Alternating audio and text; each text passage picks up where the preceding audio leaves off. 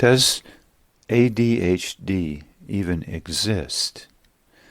Attention Deficit Hyperactivity Disorder. Well, first of all, do disorders even exist? Or is everything as it should be? In other words, if you go to nature and you see a curled up dead leaf on a tree, does that leaf have a disorder?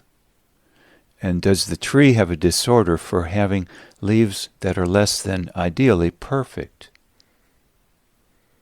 In individuals, to be told one has a disorder for being theoretically non-optimal in every way, shape, and form is troubling to us, I believe. This is called stigmatization, isn't it? Even bordering, you might say, on libel and slander in certain circumstances. For even it is praised the modern technological advances we have in modern age, or say the awesome advances in buildings in New York City, the huge skyscrapers, for instance. But maybe on a foreign planet, the skyscrapers are 100 times taller, or maybe they will be 2 times taller in a few decades in America, even on this planet. So are our skyscrapers, are they dysfunctional?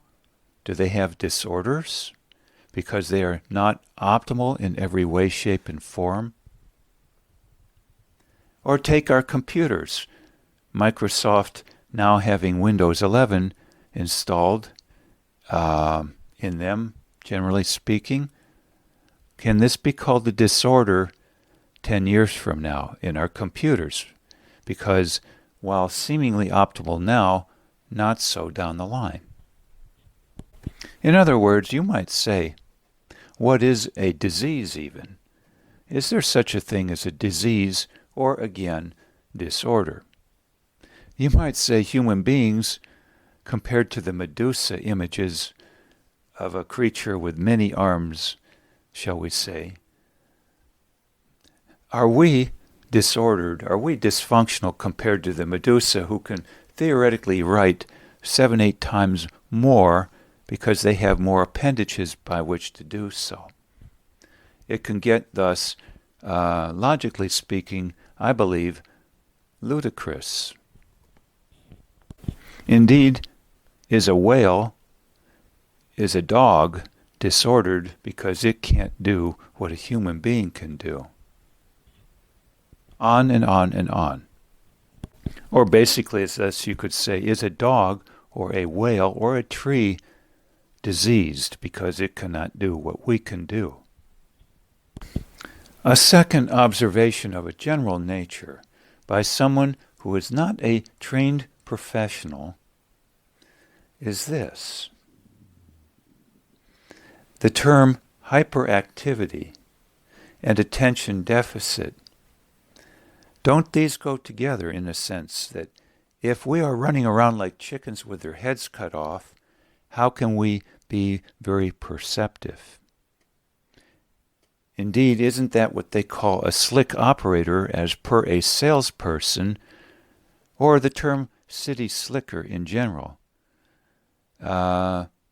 whose prime characteristic perhaps is talking very rapidly?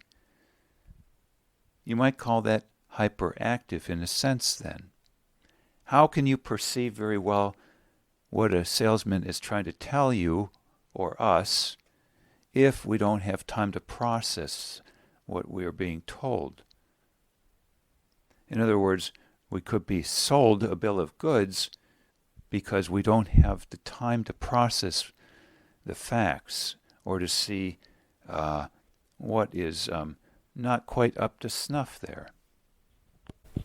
So, to say there's a deficit in attention, you might say there is additionally a deficit in perception. Moreover, where is the discussion of how if under pressure, if under levels of fear, how can one pay attention to much at all? For I know from personal experience that when I was a teenager and onward for many years, my faculties of perception about the world around me, especially regarding people, were heavily impacted by fear levels that were off the charts because I didn't know how to defend myself in the sense of being empowered.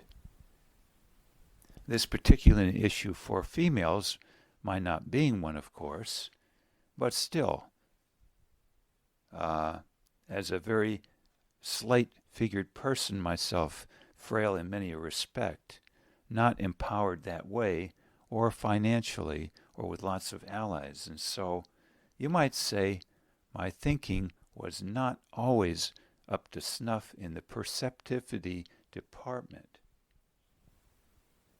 In other words, you might claim there was a lacking in attention as per what you could perceive, and that one's mind was thus very easily distracted. And of course then, how are we to know a difference between this and simply the deleterious, i.e. negative effects of anxiety? Now, people handle anxiety in different ways.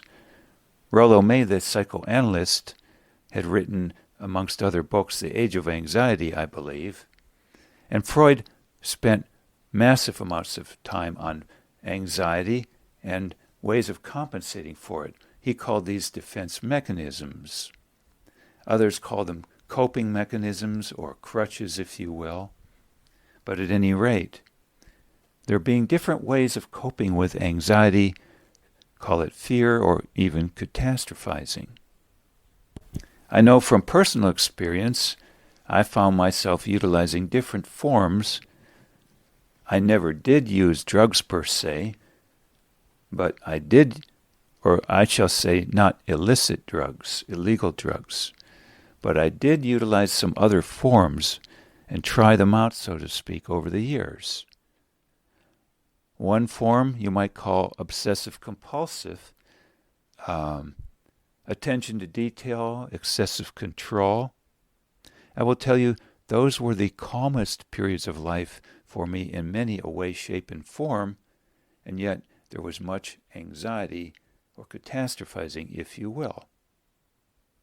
Others use the calming effects of having lots of power from allies or money, or even sexuality. Yet others use aggression to discharge frustration, or hold on to anger in order to dull fears also, the thoughts of them and such. This brought up by one person, Noah Elkreef, as a phenomenon when he discussed why many cannot overcome anger. Maybe because thus, as he touted it, and I do too now, anger has a very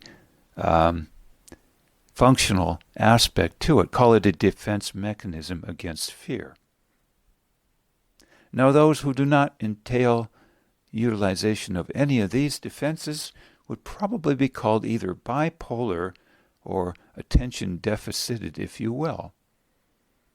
In other words, you might call these individuals running around like chickens with their heads cut off.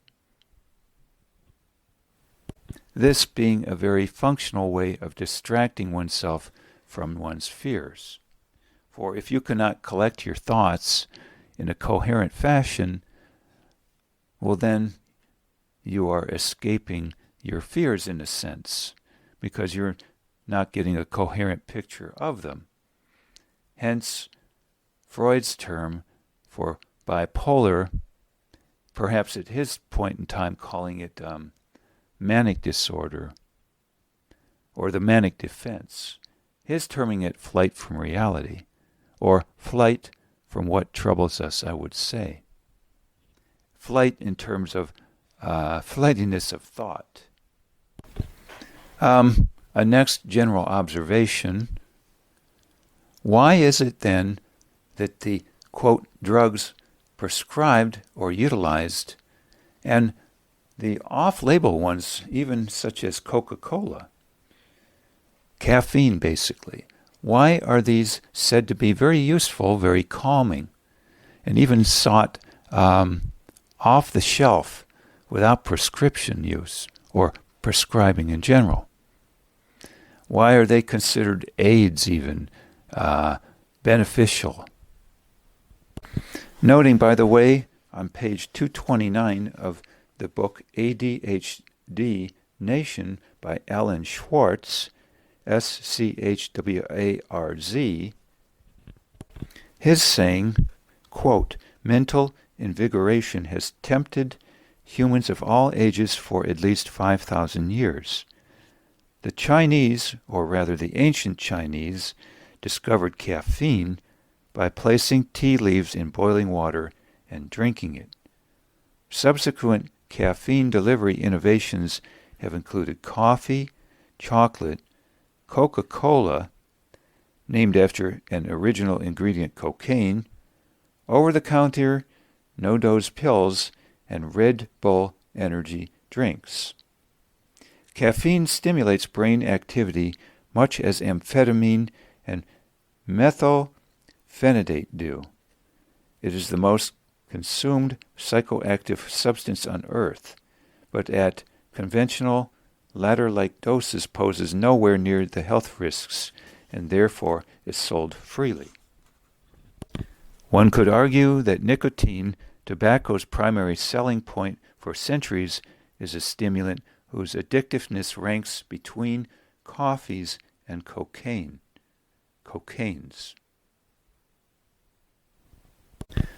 I would at this point inject that Bill W., the initial W that is, a co-founder of Alcoholics Anonymous, found himself able to get away from alcohol but not cigarettes to his dying day.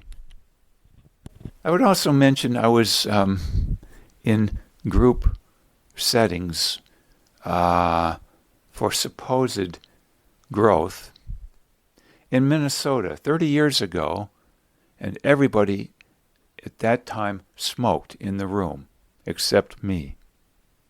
And that smoking in general is a strong drug of choice for those who do not wish to employ other drugs of choice. It, of course, being far less stigmatizing than many other things to utilize. For instance, those who overindulge, you might argue, in sexuality are called sexaholics, but I've never heard of someone being called a cigarette-holic. Now, from a movie, I wish I could remember precisely the name of it, but the joke was made by an actress that if you don't do such and such, you'll get renovated, it being said of something in New York City. In other words, you might alternatively say, if you don't keep up with the Joneses in terms of the speed level, you're going to get run over by a Mack truck. Isn't that then also interesting that New York City is called the city of neon lights, some would say, or that it has a special manic energy to it? Noting, by the way, many a, quote, creative mind is said to be touched by fire, as one writer has put it, or, quote, subject far more frequently than average to, quote, bipolar.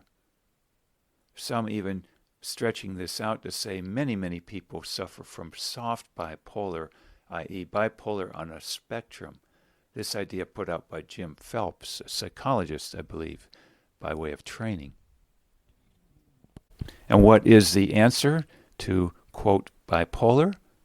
Tranquilizers, whether it was lithium or major tranquilizers such as Risperdal and many another drug. Seroquel being a very potent one also.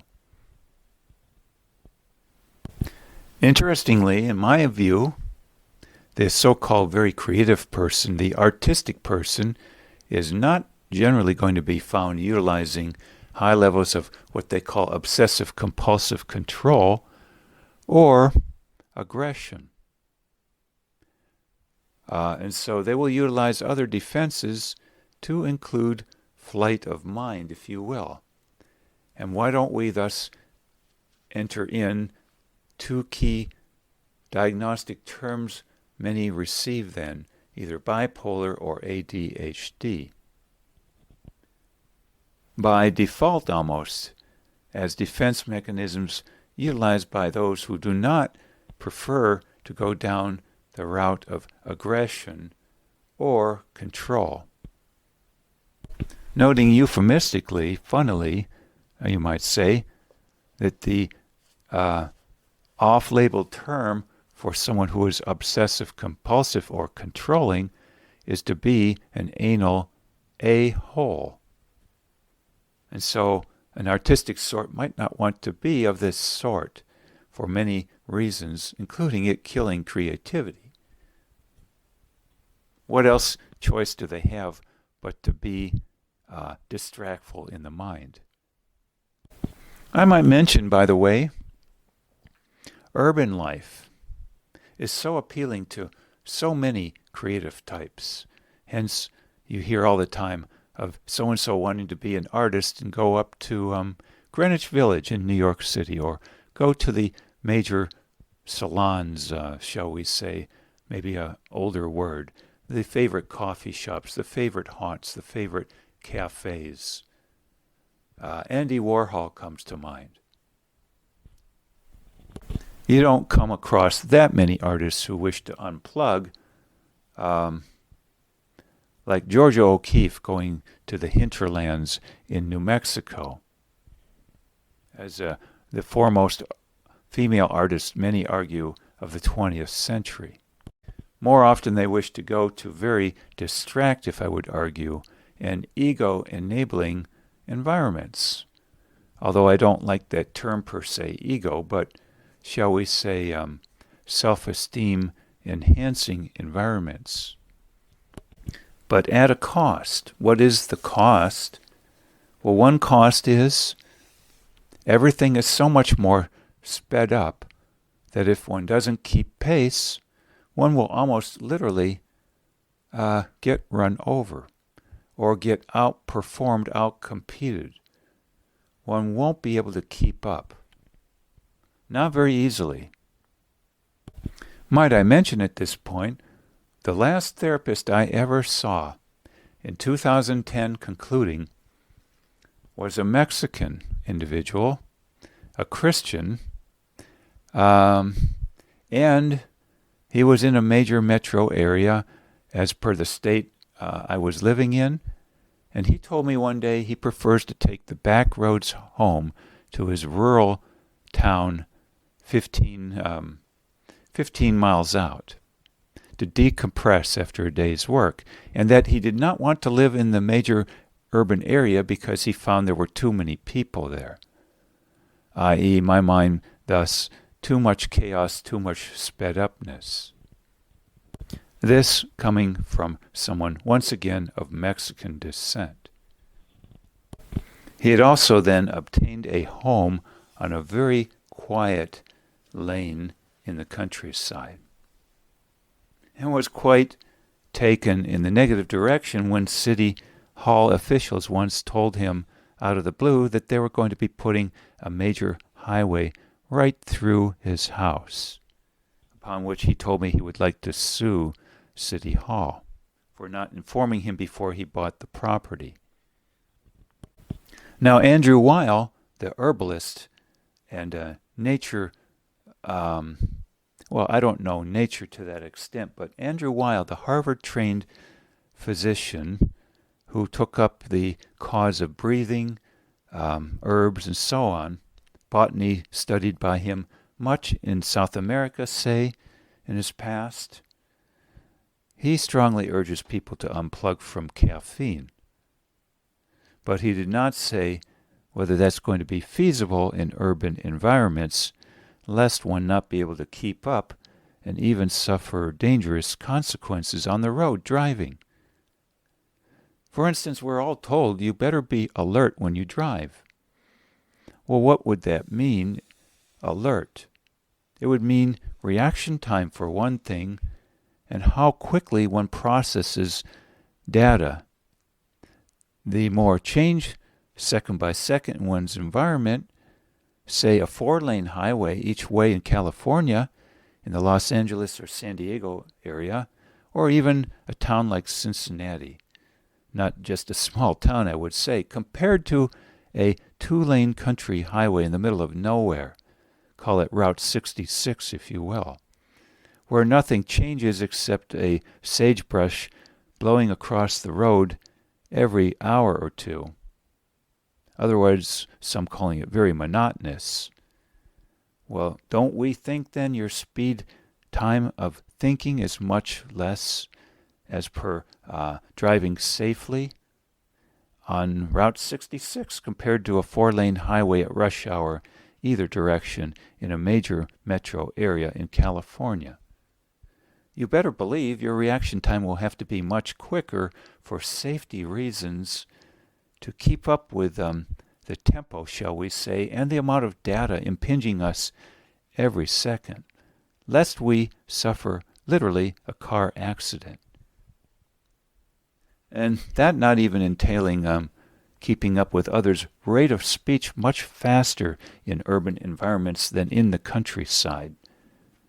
For whatever reasons, of course. And the variable phrase, wanting to keep up with the Joneses, taking on special meaning, I believe, if one cannot keep up with the pace, and not only the pace, but processing the amount of data and the speed with which it comes to us. So isn't this then also part and parcel of why psychoactive stimulating substances are so desired in many a circle, but it not being stated that this would typically, I would say, be on the 4-lane highways of the world, call them urban centers, rather than the sagebrush Route 66 areas of the world, call them deserts or Antarcticas or islands. So case in point, a general overall viewpoint on this, a bird's eye view. The upshot being then, why are the drugs that stimulate, in other words, that enhance rate of mental functioning, acuity, call it what you will, why do they calm a person? It strikes me, in an interesting fashion, they calm you because they calm your fears that would otherwise be quite heightened if you can't keep up with the pace of things. Your anxiety goes up when you can't control things, doesn't it? We love the words sense of control. Well, a sense of control gives you less anxiety. Well, certainly then you would have less anxiety from anything stimulating your mental functioning so you can function better to keep up and be safer in certain environments only. Otherwise, you might call it being jittery. I might jokingly conclude with something put out by an actor in a movie. I believe the actor's name was Quaid, and I'm trying to remember the name of the movie, in which he plays a salesman offering a product, a sports magazine. I wish I could come up with the name of the movie. It might strike me upside the head in a second. But he said to a boss half his age who loved drinking coffee nonstop, "Are you on crack?" he said. And the response was, whoa, you're weirding me out here." Well, that was in New York City, set in New York City. It was set in Kansas, in the middle of nowhere or Antarctica, I doubt very much that one would find it necessary to utilize stimulating substances to the same degree, because one wouldn't need to function that quickly, perceive things that quickly, stimulated to do so, and thus feel calmer, more in control. Hence the upshot, why these ADHD drugs, or caffeine if you will, do apparently work quite well, at least in the short term, or optimally in certain environments to help us. Perhaps they calm us, make us more functional, because they enable us to be more able to adapt to the certain environment, the speed of it, and the complexity of it. Complexity requiring often great mental speed to keep up, lest one literally get run over almost, or at least not be able to keep up. Now I have one last comment. There's much talk of how ADHD drugs can be beneficial, or many people simply seeking substances of some type to enhance their, quote, performance. But a question arises, why would we even want to be in an environment, call it the rat race if you will, that would so find us benefiting in many a way, shape, and form from drugs that do speed us up, so that we ironically feel calmer by way of being more in control, more safe, what have you. For many people complain, oh, I hate the rat race. Oh, I hate having to run around like a chicken with my head cut off. Yet there are alternatives. How many people, at least in younger or middle age, say, I wish to unplug. I wish to go to Topeka, Kansas, or Antarctica. I wish to go to the hinterlands. I wish to go to the top of that mountain and stay there for forever, perhaps.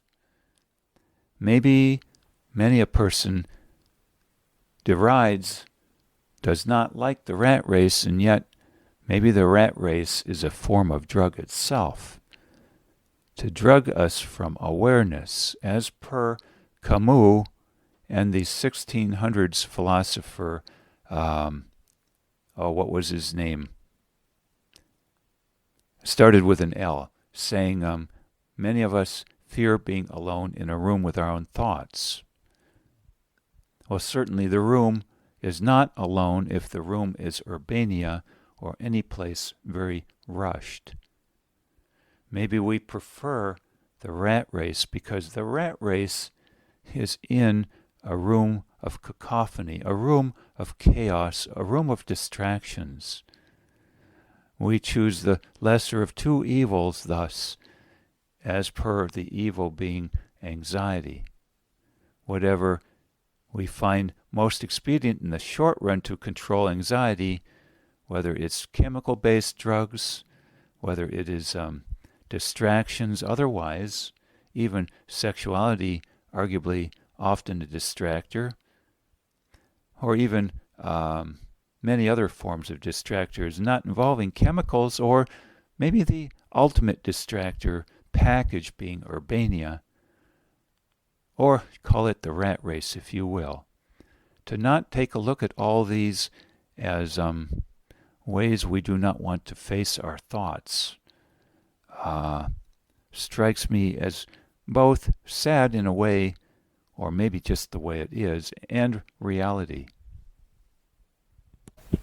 So I do not really think it likely we have brain problems, or call it structural problems in our brains, or biochemical issues that would result in a multiplicity of diagnoses, including the disorder of ADHD, so it is said.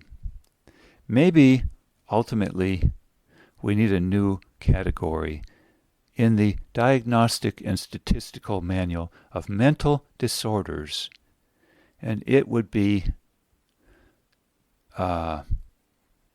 major chaos environment disorder.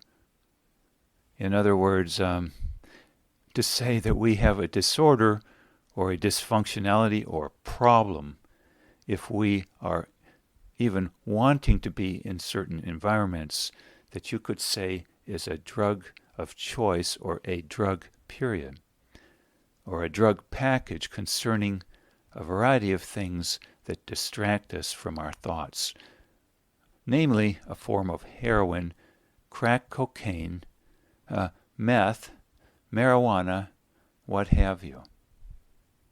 Until this is addressed, that Urbania, so to speak, is just arguably one more form of drug to keep us from troubling thoughts, whether from our past or what could happen in the future or how we reframe it or view it.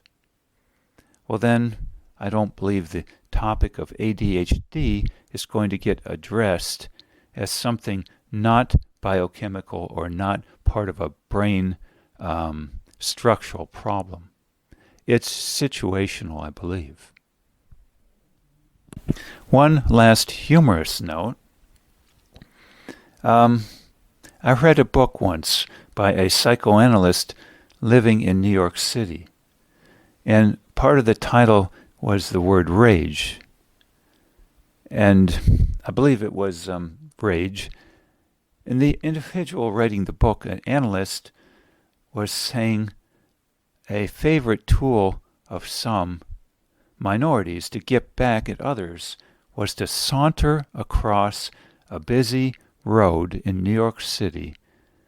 In other words, to walk very slowly across the road as per in a crosswalk, and having drivers have to cool their jets, so to speak, waiting for the individual. And there being a little dare there. The saunterer, the slow walker, challenging the driver to run them over, knowing, of course, there would be legal consequences to the driver more than to the walker. He also said that if you go to a cafe and spend more than 5 minutes drinking a cup of coffee, you will be ejected because they want customers in and out very quickly for turnover to maximize profits, of course, for practical reasons, amongst them being, you have high rent costs to pay.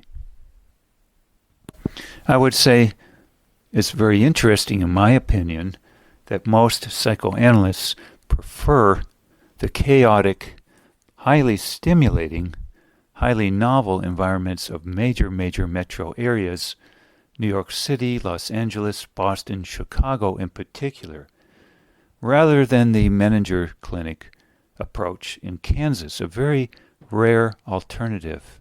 And I don't know if it's still continuing to this day. Carl Menninger and so on.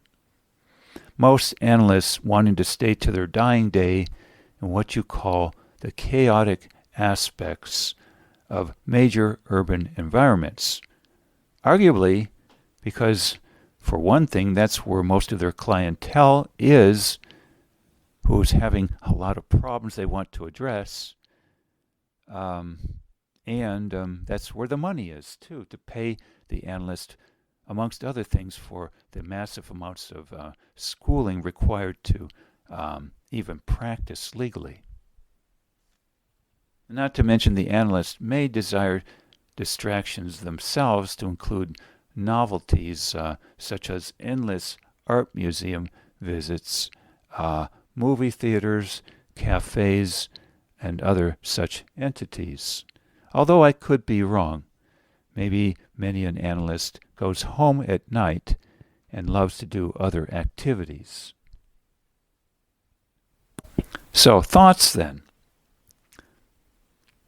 To say something is a disorder of the brain nature, including ADHD, to me strikes an ironical note.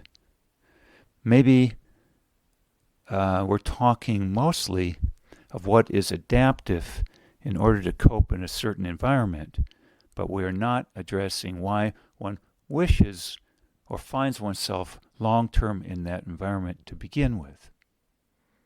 I would add, in my life, I started off being born in Detroit. I had later small town experiences, farm life as a child often, and yet preferred to try out the big city, California, Southern California, San Diego, the ghetto part of it, ironically, to make ends meet, and later desired for a while to go to Chicago, but couldn't afford it. How ironic to find myself gravitating slowly towards small towns and camping even, taken up again in my early 60s, tent style or car style, rather than preferring the urban way of life, which is arguably the ADHD way of life. Noting, as one last parting comment, Chris Do, D.O. in California, Santa Monica, having put out a phrase often that one needs to market to what he calls the ADHD generation. Maybe he says that because his audience packs the house, so to speak, in California or online, often technologically prowessed to do so, and technology less encouraged or pushed in the rural areas rather than the urban areas. Maybe he is somewhat incorrect to say it is the ADHD generation. Maybe he should have said he is marketing to the urban clientele who often find it necessary to do what it takes to keep up, and that then often in artistic circles, creative circles, his being by training an artist himself, by the way, and having taught once in art school, this all the rubric then of the ADHD crowd. In other words, the urban creative crowd.